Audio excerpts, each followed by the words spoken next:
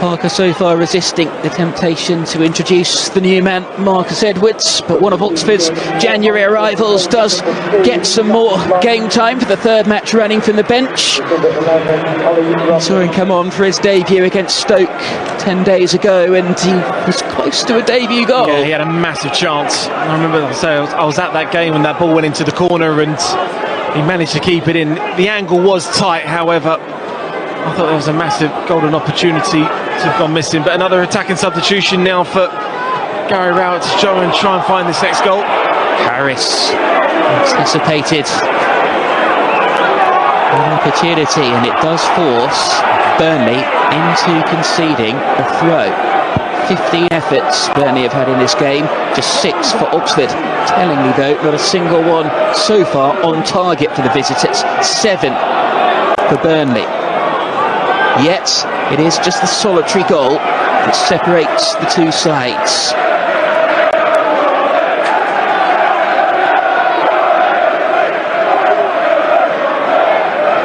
Oxford came into this having only scored 2 goals fewer than Burnley this season.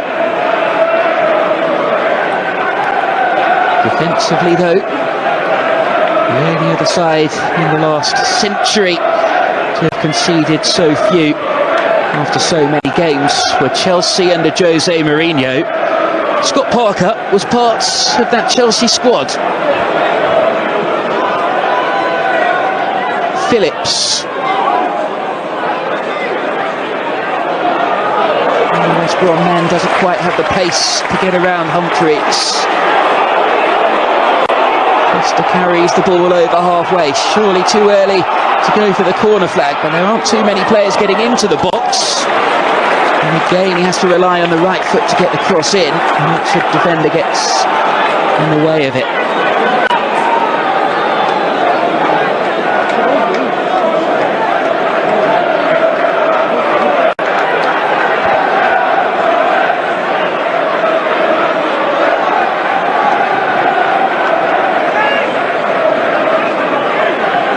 Going to see the introduction of John Joe Shelby for the final moments of the game.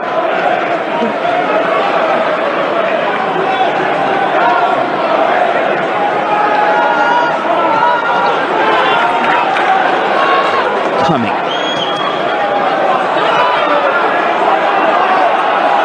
There is Romeny chasing. Clifford touches the ball out for an Oxford throw.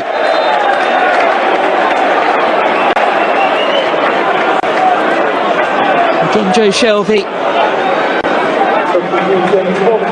had a glittering career across a number of high-profile clubs, was an unused substitute for the first time at the weekend against Portsmouth.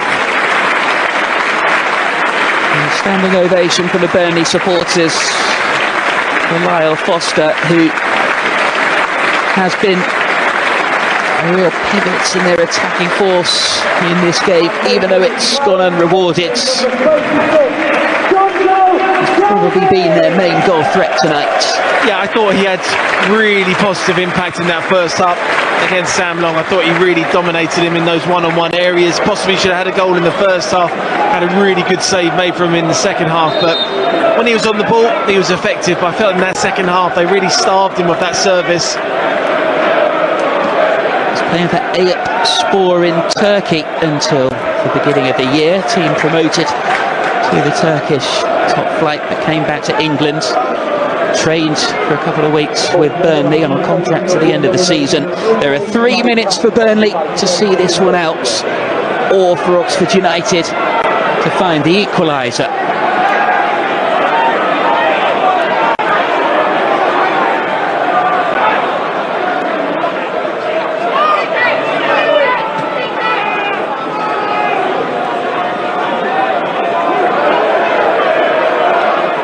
Here is Shelby.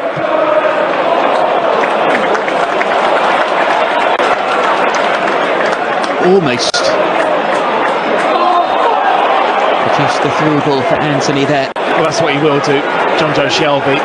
Almost like a quarterback in that position to be brave and be positive with passes forwards. Absolutely, his range of passing, important part of his game.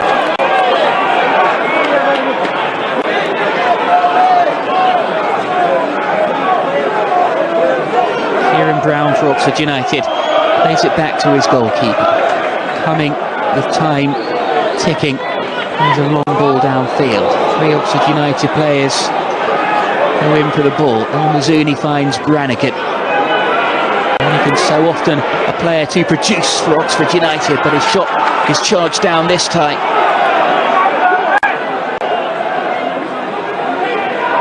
Dembele. Shelby cuts the cross out. It's an Oxford throw.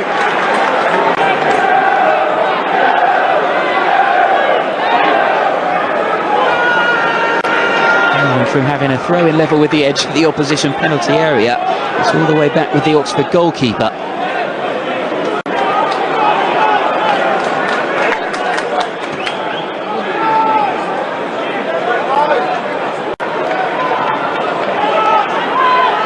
One minute of the 3 added on.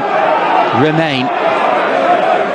It's an own goal from that man, Helic, that separates the two sides at the moment.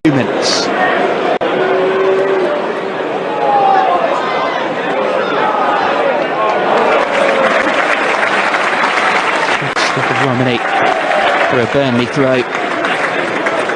Not one that will end up in an own goals and gaffes compilation at the end of the season, even though his name is on the score sheet. Michael Helic, it was unfortunate as much as anything, but it is the goal that does separate the two teams in the final seconds of this game.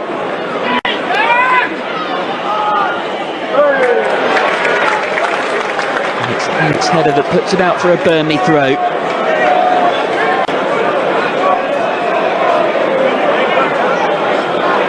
Burnley in no hurry now.